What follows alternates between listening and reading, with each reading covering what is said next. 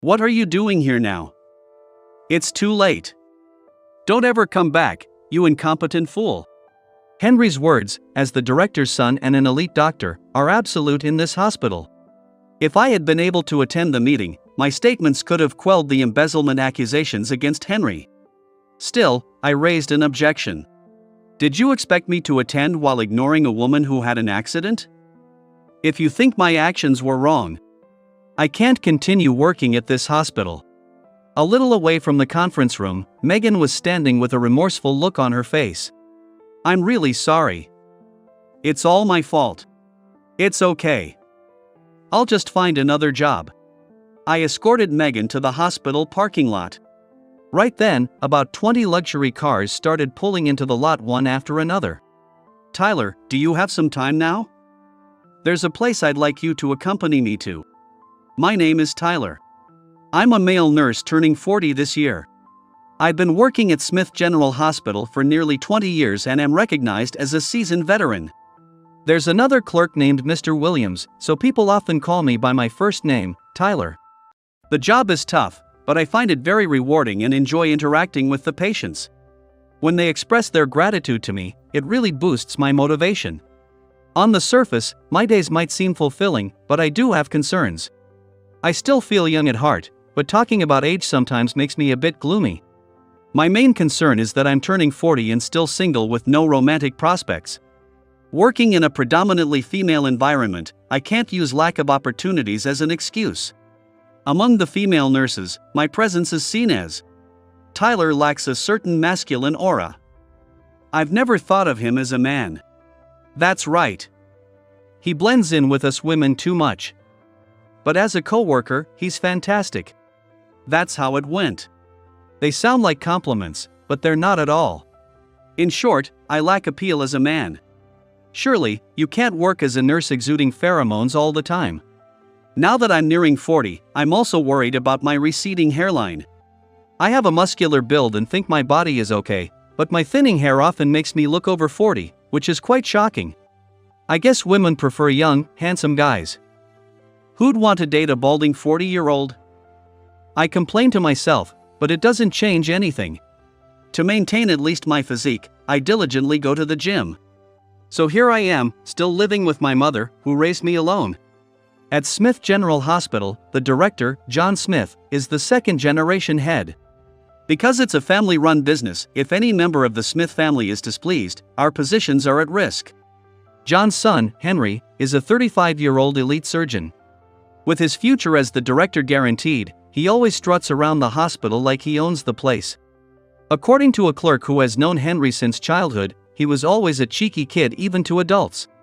If Henry gives an order, no matter how unreasonable, doctors and nurses must obey. The best way to avoid trouble is to keep a low profile and live quietly. That day, I was measuring the blood pressure of Jessica, a woman in her 70s who had been admitted 2 days ago. Jessica was a cheerful and talkative person, and her presence instantly brightened the room.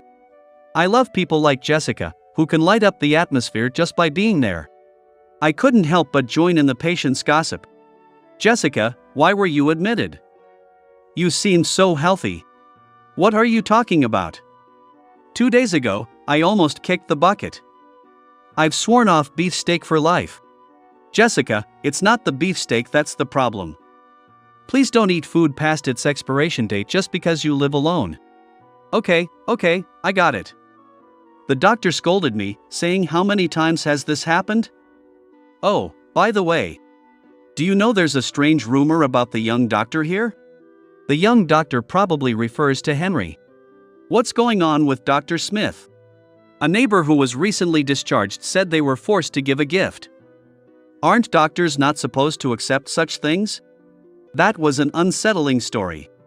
Gifts and gratuities are a common topic at any hospital. Some doctors accept such under-the-table gifts, while others staunchly refuse them. However, it's a problem if patients are coerced into giving money or goods. As I came to this point in my thoughts, I snapped back to reality. It's best not to do anything that would draw Henry's attention. Acting on a sense of justice might cost me my job. I replied vaguely, is that so? And did not pursue the topic further. A few days later, I was on night duty, patrolling the dark corridors. I saw someone sneaking out of the director's office. I pointed my flashlight and shouted, "Who's there?" To my surprise, it was Henry. "Oh, Tyler, you're on night duty? Thanks for your hard work. What are you doing here at this hour? And in the director's office?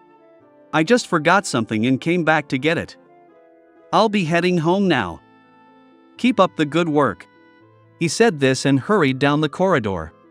The next day, I was called by the head nurse, Anna. "Tyler, you were on night duty last night, right? Did you see anything unusual? Like someone coming out of the director's office?" I replied casually. "Oh, yes, I saw Henry coming out of the director's office. I knew it. I had a feeling something was off. There's a rumor that Henry is embezzling funds. This morning, accounting reported discrepancies in the finances." Despite my efforts to avoid Henry, I had stumbled into trouble. That afternoon, I was summoned to Henry's office. "What can I do for you?" Henry sat at his desk, grinning, and handed me a thick envelope. "There's $2,000 in here. Change your testimony for me, will you?" At first, I didn't understand. Testimony? Oh. You mean about seeing you outside the director's office last night? Yes. There's a meeting tomorrow at 2 p.m. You'll be asked to attend. I want you to say you were mistaken and didn't see me. Is $2,000 not enough? I was caught up in something unpleasant. I wanted to escape, but that wasn't an option. Do you think saying it was a mistake will suffice? You could say you saw someone else or that you were sleepy and dreaming. Just make sure I don't get implicated. So, I need to play dumb. Getting more involved could be disastrous. Alright, I'll testify that way. But I don't need the $2,000. Fine, if you don't want it. Just make sure you testify correctly. I nodded and silently left Henry's office. Just as Henry said, Anna called me that afternoon and told me to attend the meeting at 2 p.m. the next day. At that time, I had no intention of acting on my sense of justice or betraying Henry. The day of the meeting arrived. I wasn't on shift that day, so I only needed to be at the hospital by 2 p.m. Since my place isn't far from the hospital, I usually walk for about 30 minutes for my health. That day, I was walking to the hospital with a heavy heart. Suddenly, a red car sped past me, swerved, and crashed into a utility pole. The bumper flew off, and I saw the airbags deploy. Oh no! This is bad. I looked around, but no one else was there. I rushed over to the car. Are you okay? Are you hurt? The driver was a woman with long hair, conscious but in shock. I prioritized getting her out of the car and opened the unlocked door. Here, grab on. Let's get away from the car. She extended her arm, and I carefully helped her out and guided her to the side of the road. I gently seated her on the sidewalk on the opposite side of the car. Are you all right? Any injuries? Let me check your pulse. I took her wrist and checked her pulse with practiced ease. It's stabilizing. Do you have a headache or blurred vision? She shook her head slightly. I couldn't sleep at all last night. I shouldn't have been driving while sleep deprived, right? I could only smile wryly and say, well, everyone has their reasons, but it's best to avoid it. Though she seemed uninjured, she was clearly in shock. That was terrifying. It's my first accident. I should call the police, right? Yes, that's right. Fortunately, no one else was involved, so there's not too much to worry about.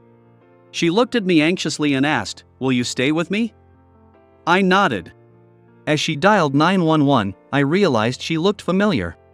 The police will be here in about 10 minutes. By the way, I'm Megan. I'm usually a model for Paris Fashion Week. Driving here is so different from back in France, the speeds, the spacing, it's all different. Sorry, I guess that's just an excuse. A model for Paris Fashion Week, someone I'd never expect to meet. You work as a model overseas. That's amazing. I think I've seen you somewhere before. Megan blushed slightly and smiled at me. I appear in ice cream commercials in the States. Maybe that's where you've seen me. Yes. The ice cream commercials. They're so memorable. Is that really you? I got excited, my voice cracking a bit. Seeing my reaction, Megan seemed to finally calm down and smiled slightly. I'm not wearing any makeup, so it's hard to recognize me. And causing such an accident is so embarrassing. I had always thought she was incredibly beautiful in those commercials with her mysterious aura. No, you look beautiful even without makeup. I'm Tyler. I work as a nurse at Smith General Hospital just down the road. Megan, now fully calm, handled the police well when they arrived. I gave my statement as a witness. After the car was towed away and everything was settled, I checked my watch. It was already 3 p.m. Looking at my phone, I saw multiple missed calls from Henry right up until just before 2 p.m. I hadn't noticed them because my phone was on silent mode. I hurriedly called back, but his phone was off, likely still in the meeting. What should I do? Can I still make it to the meeting? I'm so sorry. You had an important meeting, didn't you? I'll testify that it wasn't your fault. Let's head to the hospital now. I thanked her sincerely. And we hurried to the hospital. When we arrived, the conference room door opened, and the doctors started filing out. I spotted a doctor I was friendly with and quietly asked, "Is the meeting over?" "Yes. Without your testimony, Henry got a 3-month salary reduction. You could say he got off lightly. And you were fired for not attending the meeting." As I stood there in shock, Henry was the last to leave the conference room. When he saw me, he glared with an intense expression. "What are you doing here now? It's too late. Don't ever come back, you incompetent fool." Henry's words, as the director's son and an elite doctor, were absolute in this hospital. I should have made it by 2 p.m., but I came across a woman who had an accident and got delayed giving a statement. If I had attended the meeting, my testimony could have cleared the embezzlement accusations against Henry. I don't want to see your face. Get out. Was it really necessary to attend while leaving the woman who had the accident unattended? If you say my actions were wrong, then I cannot work at this hospital. Megan was waiting near the conference room. But now, her explanation wouldn't change anything. "I'll quit this place on my own terms," I said. "Thank you for everything," then turned and walked toward the exit.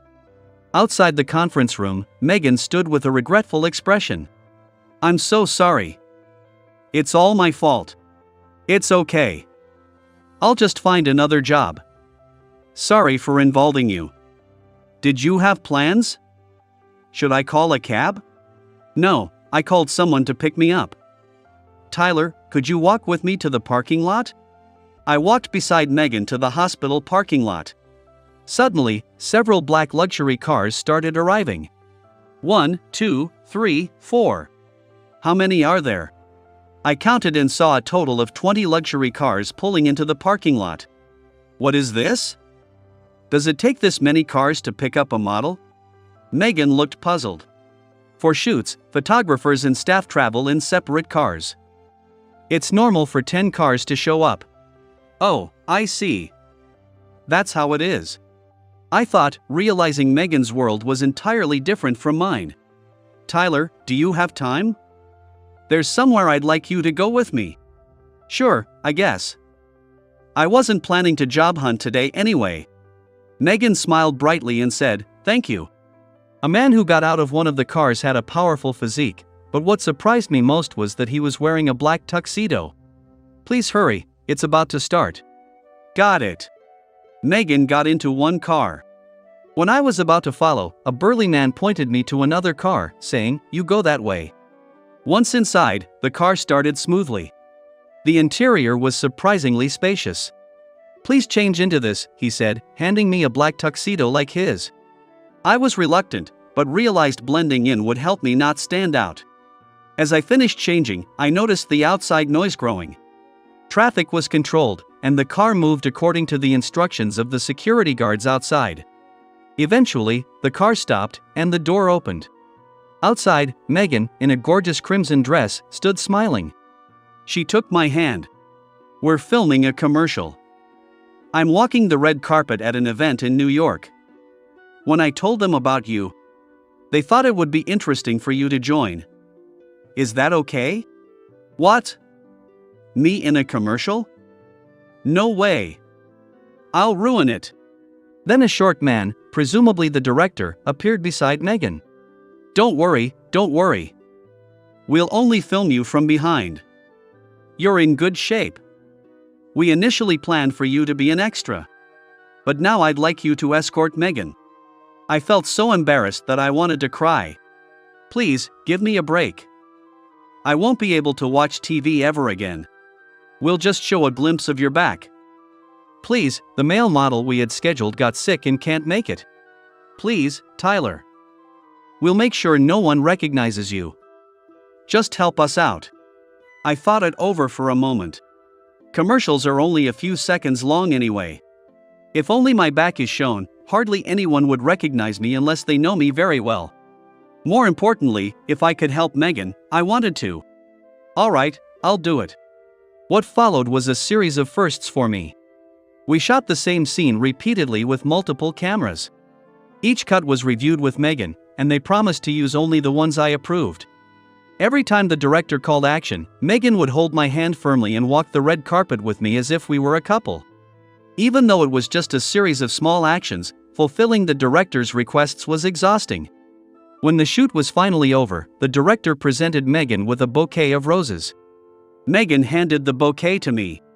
Tyler, thank you so much for today. I don't want this to be the last time we meet, so can we exchange phone numbers? She's not just a pretty face. She's a model representing America at Paris Fashion Week. We exchanged numbers and registered each other on WhatsApp. When I got home with the bouquet, my mother was shocked. A friend gave it to me. She didn't ask for details and quietly put the bouquet in a vase. The next morning, with nothing else to do, I watched TV. Maybe because I was thinking about it, Megan's ice cream commercial kept airing. I wondered when the commercial we shot yesterday would start airing. It was just 30 seconds, but for that brief time, I got to be Megan's boyfriend. Those few hours, like a bubble that popped in my otherwise quiet life, were unforgettable. As I sorted through a stack of newspapers on the table, I found an ad. Megan smiled mysteriously in the ad. My mother suddenly peeked over my shoulder. She's beautiful, isn't she? Isn't she the model who's making a name for herself in Paris? You know her, Mom? I saw her in a documentary. She didn't grow up in a privileged environment but succeeded through sheer determination. Her eyes were so lively, that's why I remember her. I bet she went through a lot that wasn't covered in the documentary. As a fellow American, I hope she continues to do well. I nodded in agreement with my mother's words. Around 11 a.m., Megan called. Good morning, Tyler. Thank you so much for yesterday. The commercial won't air for a while, but please look forward to it. Thank you, too. I was grateful to experience such a glamorous world. I was deeply moved by the hard work behind the beautiful scenes. Thank you, Tyler. I'm glad to hear that from you. Meeting you and creating such memorable footage made yesterday special. A special day, indeed. It's okay to have a dreamlike day once in a while. Megan will return to her glamorous life in Paris. Eventually, she will probably forget about me. I need to focus on finding a new job at another hospital. As I was thinking this, Megan said, to celebrate our special day, how about we have dinner together sometime? What kind of food do you like, Tyler? I was genuinely surprised. What? You want to meet again? Megan, I'm turning 40 this year. I'm just an old guy. Oh, that's a wonderful age. Aren't men in their 40s at their prime as a man? So, Tyler, are you going to turn down an invitation from a Paris Fashion Week model? So, 3 nights later, I found myself having dinner with Megan at a high-end restaurant. That afternoon, I received a call from Henry on my phone. I thought about ignoring it but decided to answer, thinking it would be the last time. When did you get to know Megan? My friend saw you with her during some shoot. It's true, the shoot had blocked off a major road downtown, and many onlookers had seen us. Introduce me to Megan. I've been a fan of hers for a long time. I listened to Henry's ranting with a sense of detachment. Because of him, I lost my job. This was the perfect chance for some payback. Oh, you're a fan. But I can't introduce you to her. Why not? If it's about you getting fired, I'll talk to my dad and fix it. I don't think someone like you deserves a wonderful woman like Megan. What the hell did you just say? Remember, I was the one who kept quiet about seeing you come out of the director's office that night. I know you're the one embezzling funds. I can't introduce someone like you to Megan. With that, I hung up. I felt incredibly satisfied. Now, what should I wear for my date in 3 days? I called a fashion-savvy friend for advice. He spent a day taking me to various boutiques, finding the perfect outfit for the date. Finally, we need to fix your hair. Your wide forehead stands out. Let's talk to a stylist and make you a stylish gentleman. I usually just got quick haircuts at a barbershop, so I was hesitant about going to a trendy salon. But, knowing I was going on a date with a Paris Fashion Week model, I endured it. You can't hide it, so let's go with a very short cut close to a buzz cut. It won't make your forehead noticeable. Don't worry. I'll cut it just right. When I got home after the makeover, my mother didn't recognize me at first. The date 3 days later was a huge success. The food was exquisite, and Megan was all smiles. Wanting to thank her, I splurged on a famous brand pendant and gave it to her. Megan was thrilled. Thank you, Tyler. This pendant is lovely. Could you put it on me? Nervously, I went behind her and fastened the clasp. Her perfume made me dizzy. As we talked, I learned more about Megan's life. She preferred older men, but her relationships often didn't work out. All the men I like are usually already married. She often fell for men in their late 30s to 40s, leading to frequent heartbreak. At 40, I was her ideal age. When I first saw you, it felt like a prince had come to save me. I was both surprised and embarrassed. No woman had ever looked at me that way before. I'd like you to invite me out next time. Feeling like I was in a dream, we left the restaurant and walked through the night city, parting ways at a taxi stand. 4 days later, Megan called me. I'm planning to make America my base. I'll still go to Paris, but I'm giving up my apartment there. I want to be with you more. Don't sacrifice your career just to be with me. It's not right, Megan. To achieve my true dream, I need you. What's your true dream? I'm a 28-year-old woman. Do I have to spell it out? I was at a loss for words. Soon, rumors spread about Megan having a handsome, bald boyfriend. I received several interview requests, surprising my mother and making me bolder. I began to realize that Megan was indeed my girlfriend. As we went on more dates, I discovered that Megan had a fairly down-to-earth side. On our first date, she said she still had her guard up and couldn't completely relax. Since I wasn't wealthy, we often had inexpensive dates, like going for barbecue or visiting antique markets. When my birthday came, Megan gave me a gift, and I was able to accept it gratefully. The wrapping paper and box looked familiar. When I opened it, I found it was the same pendant with an M that I had given Megan, but this one had a T on it. Thank you, Megan. I'll treasure it. I have an idea. I'll give you my pendant, and you give me your T. That way, we can always feel connected to each other. That's a great idea. Let's do that. It felt like a sacred ritual. Megan placed the pendant around my neck, and I put the T pendant around hers. I was now accustomed to her perfume, and its pleasant scent remained the same. I wondered what our lives would be like by my next birthday. After being fired from Smith General Hospital, I found a job at a new clinic. It was Megan's regular clinic, frequented by many celebrities incognito. Soon, those celebrities began referring to me as Megan's boyfriend. I started working at a clinic with a luxurious atmosphere and beautifully clean interiors, and I can see myself becoming more refined. I also find the tasks I'm entrusted with to be very rewarding. As for Smith General Hospital, I was able to hear about its current state from a former colleague who still works there. Henry continued his embezzling, causing headaches for the accounting department. I should follow Tyler's example and leave. That hospital has no future. It's big, but if something happens to the director, Henry will take over. and the hospital will quickly go downhill. Soon after, my colleague left for another hospital. Then Henry made a bigger mistake. A medical error. He accidentally instructed that the wrong medication be added to a city councilman's 4-drip. The city council member was in critical condition for a while. The blame quickly fell on Henry, causing a scandal. The councilman sued, and the hospital had to pay a hefty settlement, leading to its bankruptcy. The doctors and nurses who worked there were able to transfer safely to other hospitals, but no hospital was willing to hire Henry, who had committed a medical error.